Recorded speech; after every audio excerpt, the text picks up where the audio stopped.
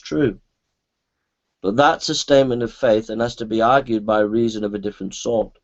My objective in this book was to see what I could prove concerning Jesus' resurrection with reasonable and adequate historical certainty, and apart from any faith.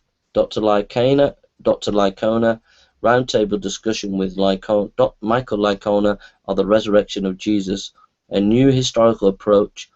Danny Aitken, Craig Blomberg, Paul Copan, Michael Kruger, Michael Licona, and Charles Quarles at the Southern Theological Review. So you can Google that and look at the article there. So basically, I reiterate that again. When we're making this argument for the historical Jesus, we are not making it because we say the Bible's inspired, therefore what we say is true.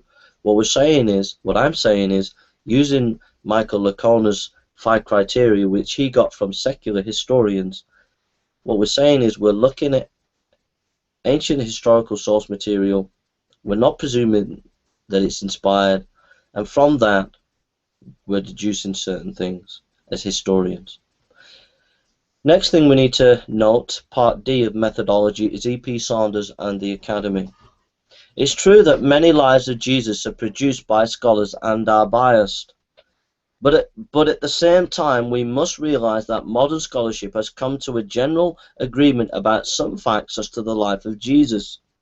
It would be unwise to build a foundation without paying respect and using some of this scholarship and its conclusions. What atheists do not tell you is Dr. Richard Carrier, Earl J. Doughty, David Fitzgerald, Dr. Robert McNair Price are all skeptics who say Jesus never even existed, which makes them fringe scholars who are flying in the face of mainstream scholarship. I do not say I agree with all the methods and conclusions of mainstream scholarship, but at the same time I acknowledge we are making progress in our understanding of Jesus. Some of the facts we know about Jesus and most scholars agree on are as follows. Number 1, Jesus was baptized by John the Baptist. Number 2, Jesus was a Galilean. He preached and did healings. Number 3, Jesus had 12 disciples according to him. Number 4, Jesus did his work for Israel. Number 5, Jesus was controversial at the temple. Number 6, Jesus was crucified outside Jerusalem and by the Roman authorities. After his death, Jesus' followers continued as a clear movement, a group of Jews persecuted at least part of the new movement. Galatians 1:13-22, Philippians 3 verse 6. The persecution continued up to the end of Paul's career, 2 Corinthians chapter 2:24, Galatians 5 verse 11, Galatians 6 verse 12, Matthew 23:34, Matthew 10:17.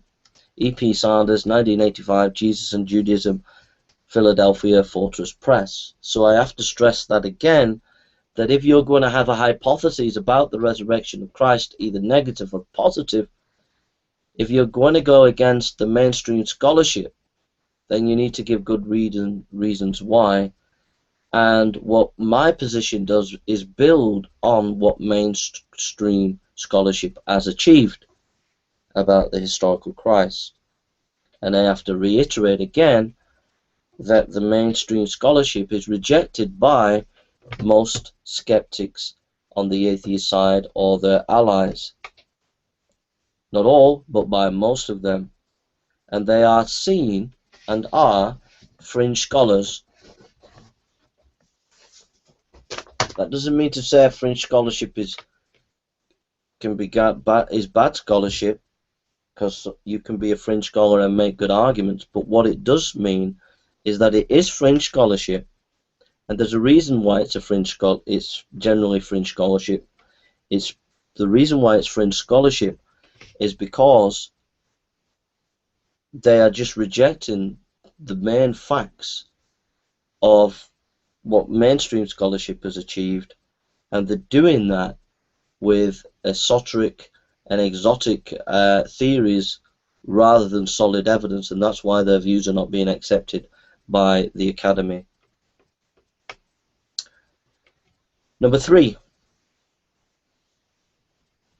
evidence. So now we get to we've looked at presuppositions, we've looked at methodology,